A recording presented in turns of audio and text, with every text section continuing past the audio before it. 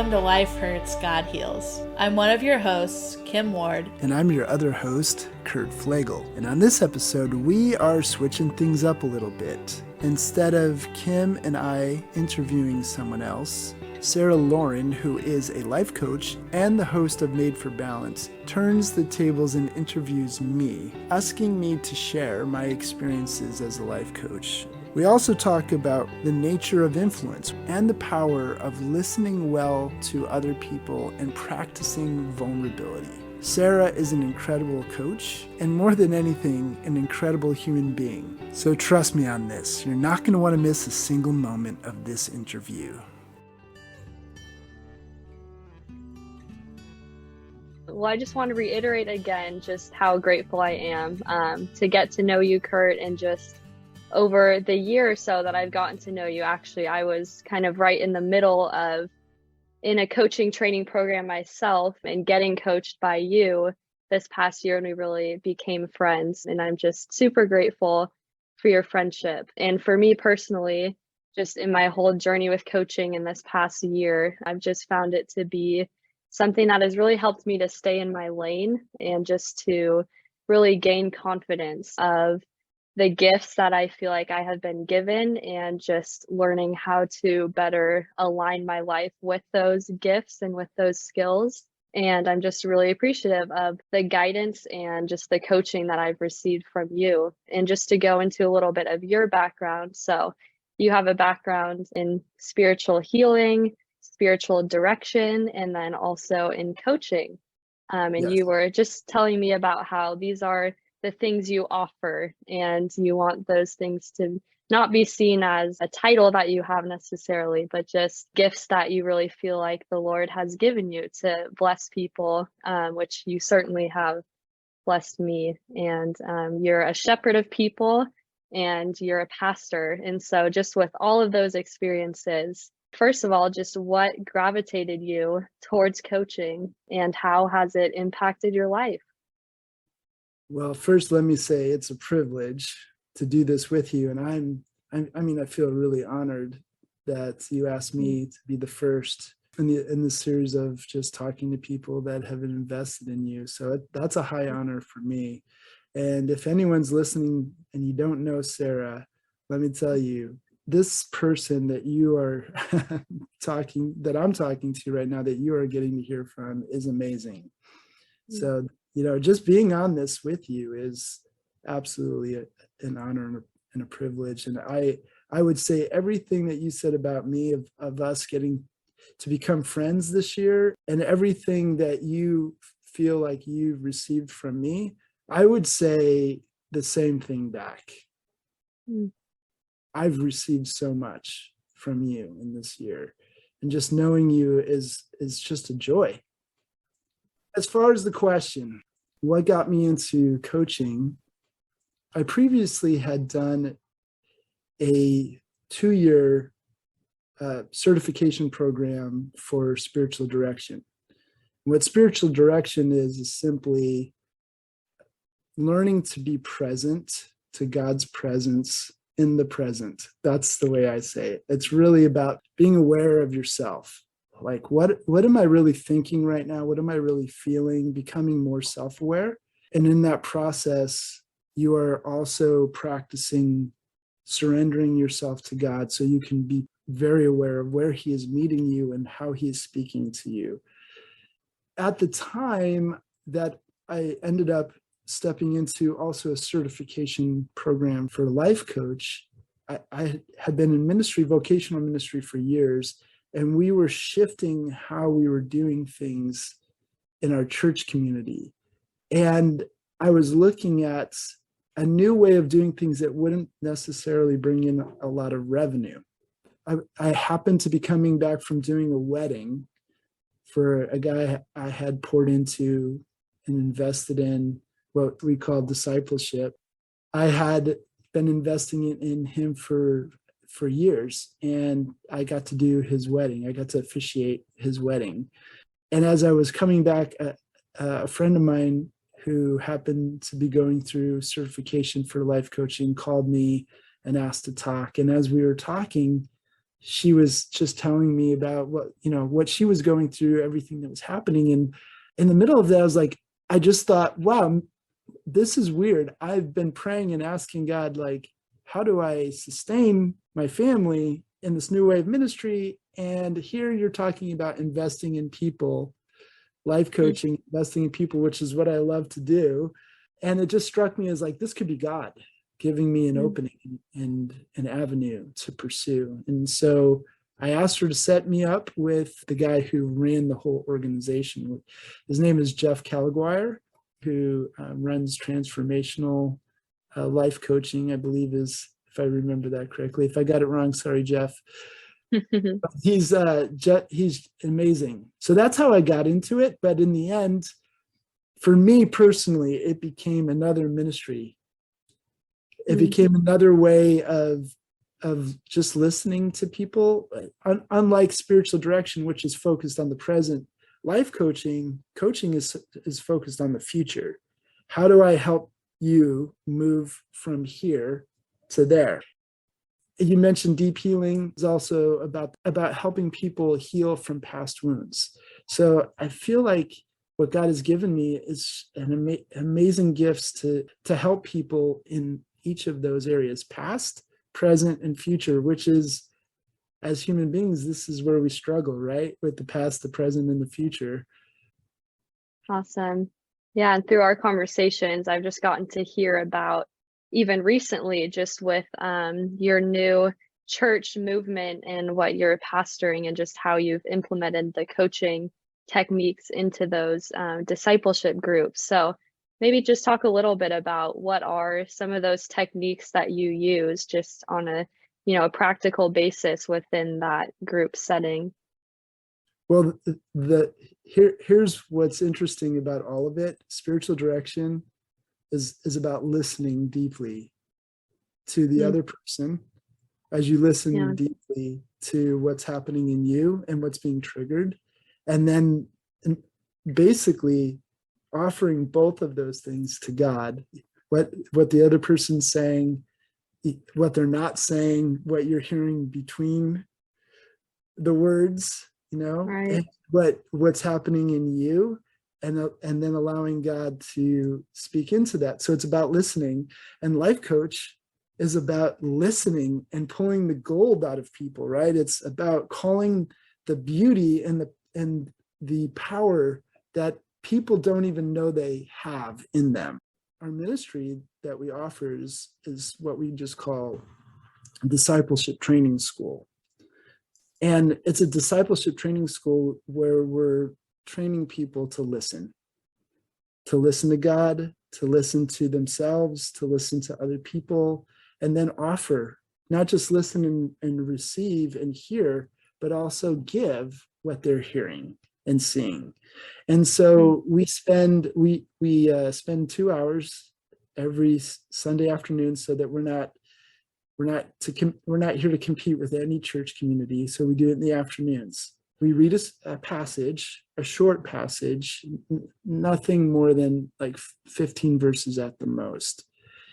We'll read the passage together, and then once we read it, we pray out of it. So here's the practicing of listening right there. Now we're sitting with the passage and really listening for how God is speaking to us. And then whatever we're sensing, we now pray out loud together for each other, for our county. Then the next hour is taking that same scripture that we just prayed for an hour with, and now just asking 4 questions. What did you notice about God? And letting everyone share. What did you notice about God? What did you notice about people? How are you going to obey this week what you just discovered? And who are you going to share it with? And before those last 2 questions, the third and fourth question, we actually stop again and say, we don't need to figure out how to obey this, and we don't need to figure out who to share it with. We're going to stop and ask God those questions. God, how do we obey what we discovered in this coming week? And then we sit in silence for 2 minutes. We set an alarm, and we sit in silence for 2 minutes and let people just listen. And whatever comes up, they write it down. And then the same thing when we do, who do we share it with? What we discovered, because one of the things in Revelation 12 that says that how we defeat the enemy is that we share our story, our testimony. We share what we're experiencing. Right. And so those are the two things we do. And I've had moments where, as we were doing, okay, God, as we did the prayer time, who do I share this with, and sit in silence for 2 minutes again. There was one week I had like the image, I couldn't see the person clearly, but in my imagination, I saw a bald person. And then that week, 2 people reached out to me who I know, who both have, struggles follically. And both asked, Kurt, I need your help. Wow. So, yeah. And I want to make clear here, there's going to be people who are listening to this, I'm sure, who are not Christ followers like me, who believe things differently than I do. So anything I'm sharing here, I just want to make it clear. I have no expectations. When I talk about sharing our stories are powerful things. And I'm here to just share my journey. This is what I'm experiencing and where I'm at now. And if you talked to me a year ago, it would have been different. And where I'm going to be in a year, I don't know. This is where I am right now. All I have to offer anyone is what God has given me and in these experiences. So that's all. As we talk, all I'm doing is sharing my story and my journey. And as you talk to other people, they will do the same. So I hope, and my desire is no one feels threatened by this. And they're just willing to listen and take what works for them where they are and leave the rest. Definitely.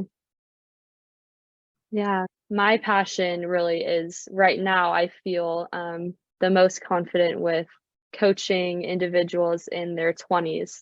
And, that's where I am too. So I'm right there with everyone. But I think something unique where coaching is really beneficial for my generation is just this. It seems like there's this unprecedented amount of freedom that we have. And there's just so many different opportunities we have at our fingertips that I think there just comes this tendency to compare ourselves to other people because we're seeing what other people are doing more than we ever have before. And something that I think our generation really needs as well is just this ability to really learn how to listen to people better. I think there's just a little bit of a lack of, being able to or being willing to really connect with people and just to listen and to have conversation where we know how to listen rather than just saying what's on our mind. And so I know that you have had just so much experience with listening and talking to so many people of different faiths, of different walks of life, just being a pastor and just being a shepherd of people. And so what are some tools or maybe some ways that you've found that are helpful just to better listen to people? Yeah, I think it always starts with us, right? Personally, it starts with understanding how safe I am with God.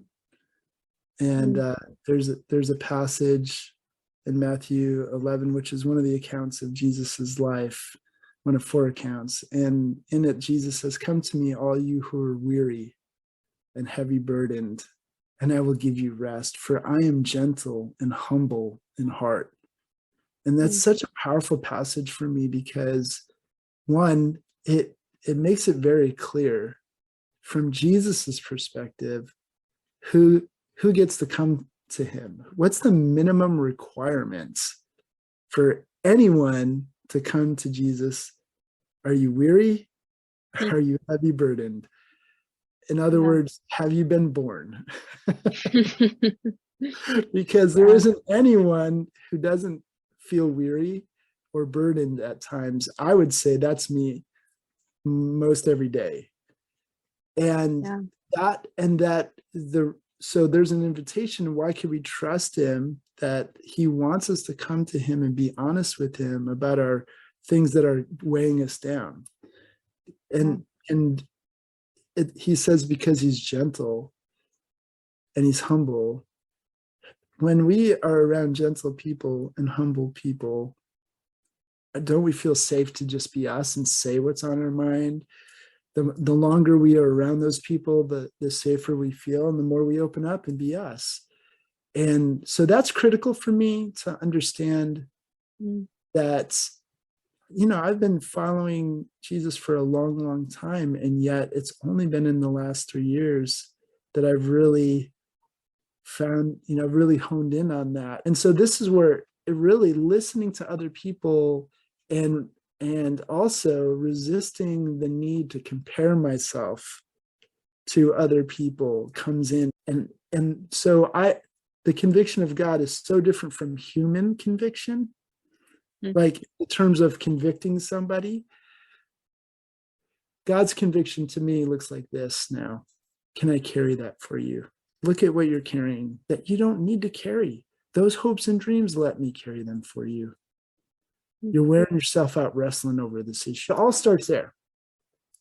If I trust that God is gentle and humble and safe, and wants me to share honestly and vulnerably with him what I'm struggling with so that he can take it off my shoulders and carry it for me, I don't need to be envious of somebody else. Totally. And I think another thing in our culture that's interesting is with all these choices comes analysis paralysis. There's too many choices and they overwhelm us, right? Yes. It's great to have choices, but they can overwhelm us. And this is also where learning to be present to God and ourselves comes in, because I've said this, we are people who only live now. That narrows things down. If we really just become present to what we're thinking and feeling, we can relax knowing that God is safe, and we can just relax and go, okay, this is what I'm thinking, God, this is what I'm feeling. I'm going to hand those over to you. Now I can really be present to another human being. When you're confessing things and being honest about where you're at, there's just this relief that takes a weight off of you and allows you then to be more present to what's happening in and around you. If we will do that, then we can really listen deeply to another person and not carry their stuff. And we're practicing giving God our stuff, being honest about ourselves. And if you don't follow Jesus, just be honest, about what you're going through. And I would say practice, just be literally in your imagination, practice holding that out and dropping it. That allows you to receive what another person is hearing, what they're saying, listening to them, and then also hold that out and drop it.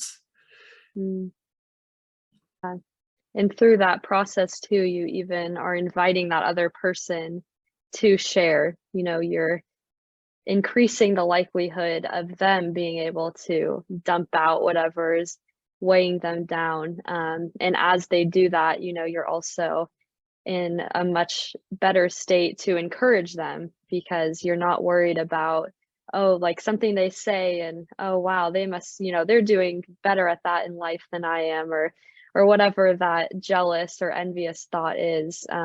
You can push that aside and instead encourage them. And more often than not, they're probably feeling jealous or envious of you in a way that you probably didn't see. And I think just the importance of learning how to listen to other people, it just couldn't be more important to know how to do and to have that as a skill.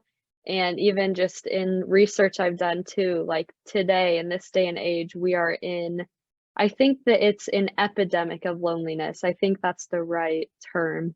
But essentially, our whole entire world, I know for sure in the US, so maybe I shouldn't say the entire world, but I know in the US for sure, we're experiencing unprecedented levels of people being lonely. And I think part of that is probably from COVID and the Mhm. post-COVID world, and man, how much impact that time had on all of us.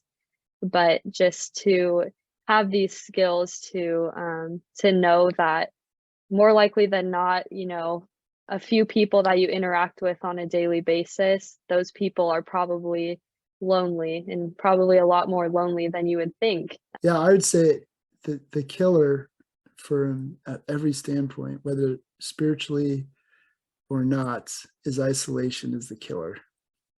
Mm, And yeah, we can be in a crowded room with people and still feel isolated and lonely. mm, And this is why, totally. yeah, and this is why vulnerability is literally the superpower.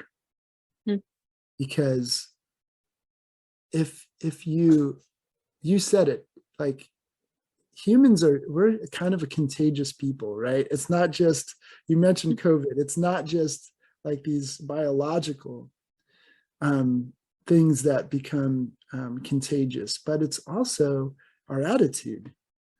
And when yeah, we choose vulnerability, even risking, people may even make fun of us in a moment, but if we continue to practice vulnerability, other people will catch it. What is leadership? How do we define it? I define it in just two I words: influence and initiative. When I take the initiative to be vulnerable and humble and be honest with how I'm feeling and struggling, even the ugly stuff, that creates influence and other mm, people respond. mm, yeah. I really appreciate that you mentioned those words, and I think influence, even in our generation, has a different term now because of, the influencers that we look at on social media, and even like my own picture of influence is associated with with money and with followers, like with just it's I think of it as being like known by so many people. And so I think even in my own just journey of starting this coaching business, and even in this podcast and writing blogs, I often find that I'm like worrying about who's going to hear this, how many people am I going to reach, and I can get really stuck in those anxious thoughts. Yeah. And Yes. that's just totally the opposite, I think, of what real influence is. And it's a lot less stressful and a lot easier to look at it as just one-on-one interactions with people, and being open and being humble, just being a humble person. And yeah, I just think that's a really interesting, um, an interesting struggle that that we deal with now. Henry Nouwen wrote a book, and I'm trying to remember suddenly, The Wounded Healer, The Wounded Healer. Mm, And in his book, he describes a generation that's fatherless, wounded, and in their woundedness lashing out like a wounded animal, right? mm. In their anger, lashing out to everyone around them. Sound familiar? Fatherless, wounded, angry generation. I think it describes pretty much every generation here in the West since he wrote that book. But he wrote it in the 70s, and he said, here's the only person who will have influence with that generation: someone who's willing to navigate their own inner wilderness, Mm,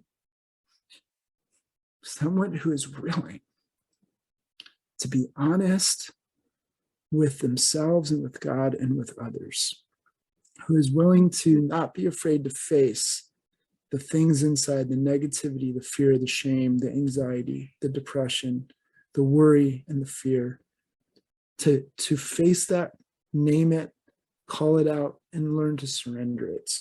That is the person who then who's walked through that wilderness, that can now say, I've been there.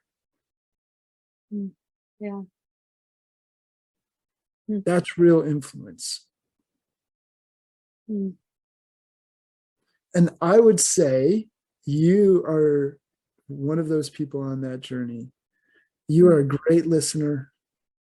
You are honest. You are growing in your vulnerability. And I would highly endorse anyone who is looking for someone who will listen deeply to another human being and allow them to be seen and heard. Sarah, you're one of those people who, you're gold. Thank you. I don't feel deserving of those words, but I really, I really appreciate you. I really appreciate you saying that. And I just truly am so grateful for how God put you in my life at this time, and for just all the conversations we've had, where I've felt very listened by you, and you've just asked me very powerful questions. Even the other day, of just questioning a phrase I said where I was, saying I need to do this, and you just kind of called me out on it and asked me, is that essentially, is that a gracious mindset? Is that the mindset that God would want you to have towards yourself? Because truly, He wants us to give it up to Him, to let Him carry it for us. And so it just totally erases that anxiousness and that the perfectionist in me to be so worried and so stuck on if I did something right, or just to be worried on needing to do something right in the future. So, as finite creatures, when are we ever going to have everything together? Right? Our problem as humans is we desperately want to be fully complete within ourselves. This is a desperate desire. And this is, for me, the only place that I understand, that I've found what works for me. And this is what works for me. Again, this is my journey. The only thing I've found that works is understanding God is the one who's infinite and He's complete.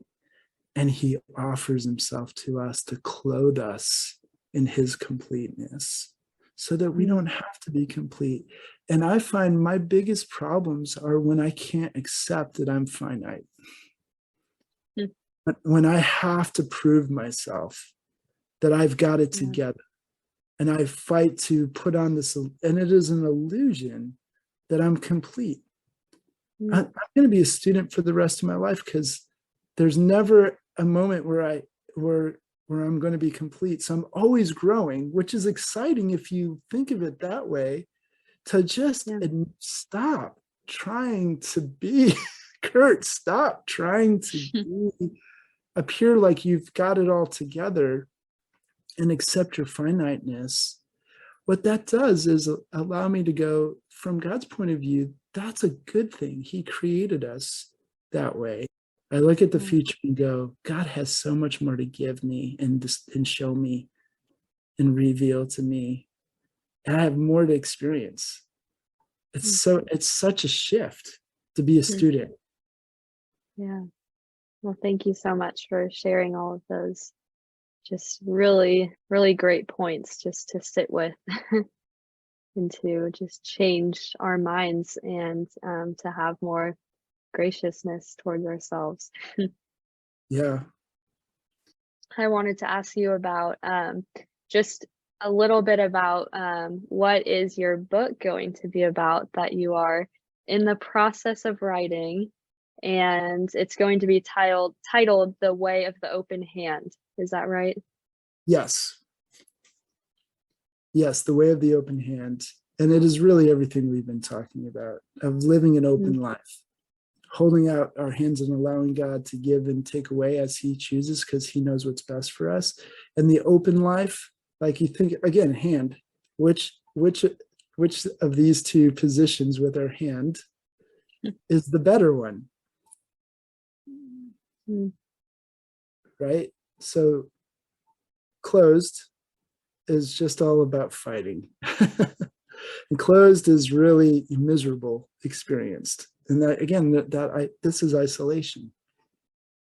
This is me against the world. This is an exciting thing, because that now I can hold other people's hands and I can receive and I can give.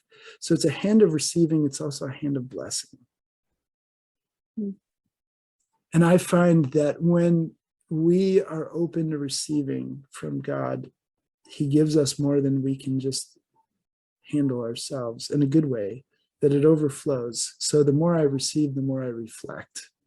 The more I receive his patience, the more I reflect it. The more I receive his love, the more I reflect it. If we can learn slowly to give ourselves to others without expecting anything in return, that's the place of freedom. The minute we have an expectation that if we do this for someone, we give ourselves away, that we will get this in return, we are now a slave. When we hold our hands open, this works. Whether you believe in God or not, try it, and it works, because even practicing these things, I believe God, who he is he hardwired his character into the creation, and its truth is written in there. And one of those things is his generosity. And it's literally a law in the creation. And so you don't have to believe in God. I'm just telling you, this stuff works. Like it works. I've been, like I said, my coaching, right? I thought it was going to be my business model, and it became my ministry. And what I mean by that is I don't charge anyone anything. They come to me, anyone comes to me and asks, okay, I'm interested in you as a coach, as a spiritual director, for helping me with these things that you offer: coaching, spiritual direction, deep healing. How much do you charge? And I say, I don't charge anything. Here's what I would say. And this is the only time in this, we do a consultation. And I said, this is the only time I'm going to bring this up. And it's up to you from here. I would ask you to consider, and if they're a Christ follower, to pray about donating to our church community and the initiatives that we're doing to serve other people, the whole organization. If you consider it and decide to do it, great. If you consider it and don't decide to do it, great. I'm here and I offer my services to you. If this chemistry works out, like, again, there are, 3 things that you always consider when connecting with an organization or other people is character, competence, chemistry. So if this works out for you, you feel connected to my character, you feel I'm competent, and there's a chemistry here, I'm in, whether you give or not. And I can tell you, Sarah, why this works, because I have been living that way for almost 3 years now. And somehow here I am living in a very expensive place in California, and I'm still here. Yeah, I think it's just so incredible for people to hear, for me to hear, just that unique perspective you live by. That is such a rare lifestyle to live, and it's amazing to hear about how God has provided every single time without fail. I mean, I can tell you stories like it's not like it's a fairy tale that it just goes smooth. There's times where our bank account is dropping, and there was one time, I can tell you this, one time my wife was like, our bank account is down to nothing. And this was probably like a year ago. She's like, you got to find a job. And so I went and I prayed, and I asked God, is this over? Is this season over? And do I need to go find a job and stop doing the coaching and the spiritual direction and the deep healing, is this over? And within 2 days, my wife went to our PO box and texted me and said, just got a check for $10,000. And I was like, okay, I'll keep going. Awesome. Yeah. And just before we sign off, what is your podcast where people can listen to you? It's incredible. And what is your Instagram and all those things? What are the ways that people can keep listening and hearing from you? Yeah, so our podcast is called Life Hurts, God Heals. We have a YouTube channel, Life Hurts, God Heals. I think there's like all of 3 people signed up to that one. It's not, I would love more followers there. I don't have a lot of influence in that way on YouTube. But our podcast through like iTunes and Amazon podcasts and Spotify, and those places, Google, it's located there. Life Hurts, God Heals. We're in 22 countries. I can't say more than one person is listening in those 22 countries, but it's really interesting, just amazing to watch like countries pop up, and like anywhere from Nigeria to New Zealand to Canada. You know, there's just countries like I heard there's Malta is on there, and I'm like, I don't even know where that is. So yeah, that's the way to find us. On Instagram, you can find me. It's my name. You can either find us on Elevate Slow, which is San Luis Obispo is the town I live in California. So it's Elevate SLO, or there's an Instagram account there. Coach Kurt at 777 is my also an Instagram, or just Kurt Flegel, PFLEGL. Facebook, Life Hurts, God Heals is there as well. Awesome. Yeah, and I will definitely put all the links to those things once I post this podcast. And I'm just genuinely excited for, whoever this resonates with. And so just for people to have the ability to go and hear more of your incredible podcasts. And it's so clear. You just have a gift of speaking and shepherding people. So I just really, really appreciate you sharing just so many good little chunks of wisdom. And it's just so clear to me that, the Lord was very present in this conversation. So yeah, thank you again for your time. Yes, absolutely. And sorry, I interrupted that. I'll take that. Thank you.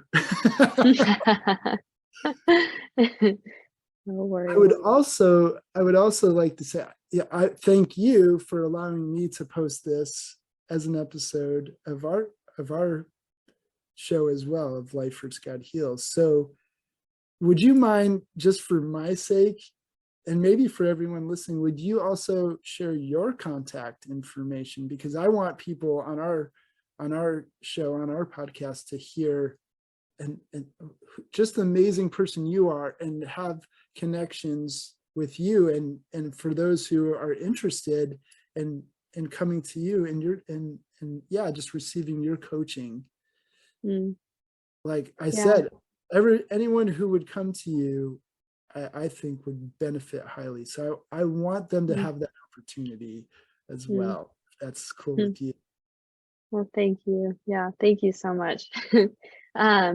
What the best way you can just kind of see what I've been up to recently is you can go to saralauren.net. So that is my blog, where I post my blogs, and then as well as my website with some information on what coaching looks like with me. And I also my most recent blog talks about, I just kind of posted my prices and made that a little more official. I talk a little bit more about my own experience with coaching and why I'm passionate about it. And you can also find me on Instagram, Facebook, and LinkedIn as well. I'm active on there, but the best way is my Instagram platform. And I'm gonna I couldn't remember if there was an underscore on it, but no, there's not. So my coaching Instagram is Sarah Lauren, but the L is a 1 instead. So it's Sarah with an H and then the 1 for the L and then Lauren. So that is my coaching Instagram where I post most of my stuff. And beyond that, as well, on my most recent blog, you can also find my phone number. I think that's on my LinkedIn as well too. So I'm happy for people to just text me, and I love scheduling calls. I always offer a free consultation, a free first session, like you were saying as well, just for you to experience what coaching would be like with me and to see if you like our chemistry and all those things you were talking about. So yeah, I'm really excited to continue these podcasts and just to continue seeing just who those people are that I believe God will bring into my life. And yeah, it's just been a really impactful journey for me so far.